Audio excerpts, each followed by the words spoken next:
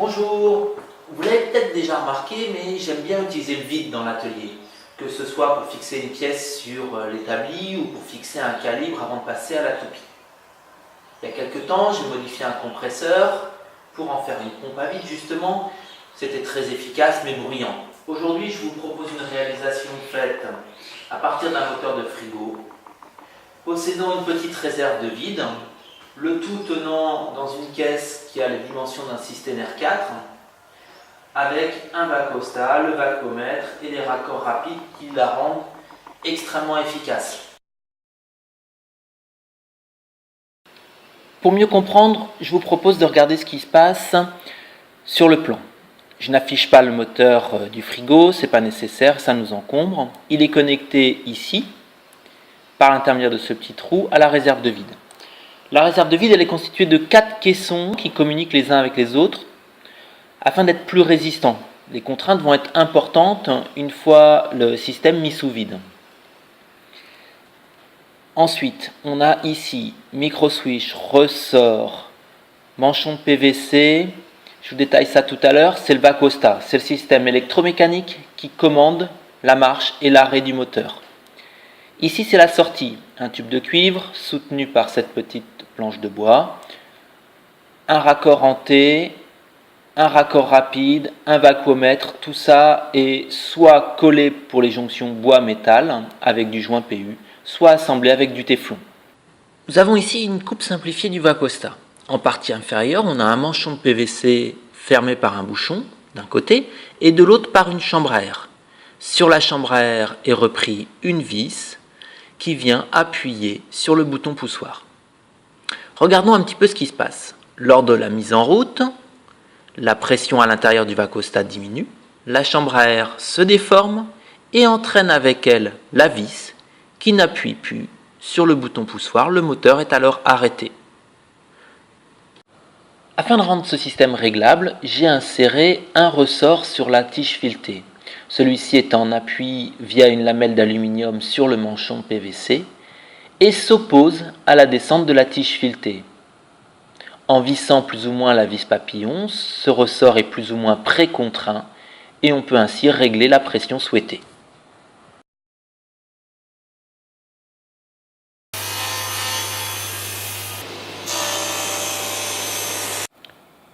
La caisse comprenant le support des différents éléments et la réserve de vide est constituée simplement de contreplaqués de 10 mm collés et cloués.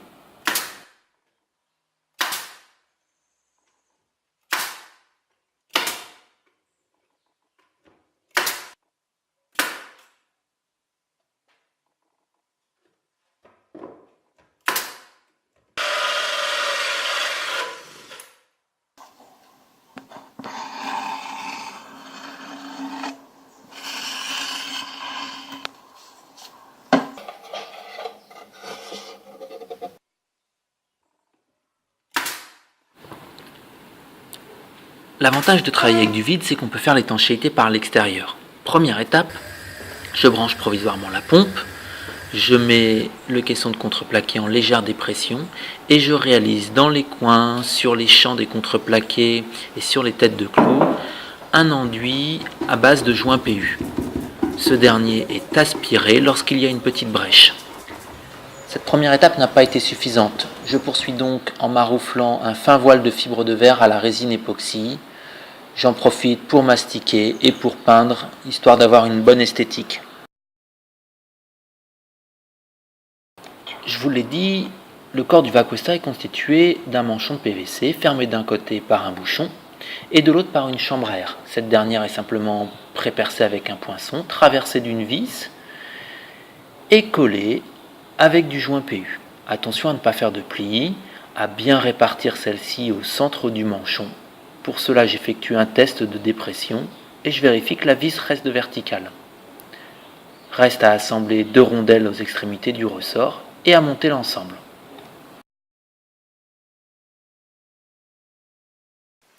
Donc voilà, j'ai mis tous les éléments en place. Ici, la petite tablette support du micro switch et en dessous le système de Vacosta.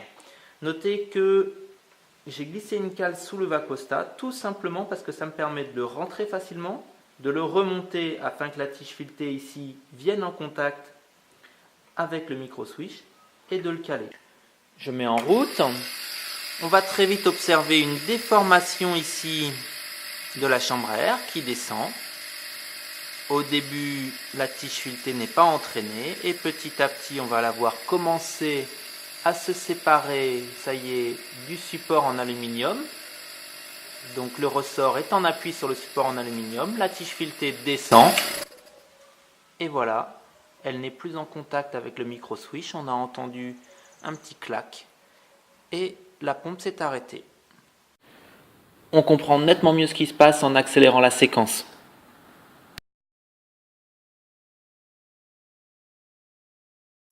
Je ne vais pas vous détailler aujourd'hui toutes les utilisations possibles du vide dans un atelier.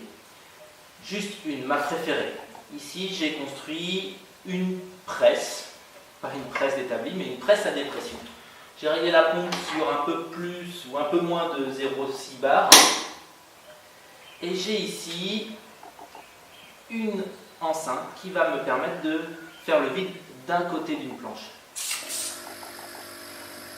J'ai également une planche brute, c'est du frêne. Il me suffit de la poser, d'appliquer une légère pression pour que la planche soit solidement maintenue. Et je peux la raboter. Voilà. Dessous, une soupape. Et je le retire. J'ai besoin de travailler de l'autre côté, j'immobilise de l'autre côté. J'ai besoin de faire le tour, un petit quart de rond à la défonceuse. Je suis surélevé, je fais le tour sans être gêné. Voilà. Je vous détaillerai le fonctionnement de cette presse, sa construction, dans une autre vidéo. J'espère que ces petites astuces vous ont donné envie de vous lancer dans l'utilisation du vide. C'est à mon sens un vrai plus pour tout ce qui est ergonomie de travail, même pour un amateur. À la prochaine!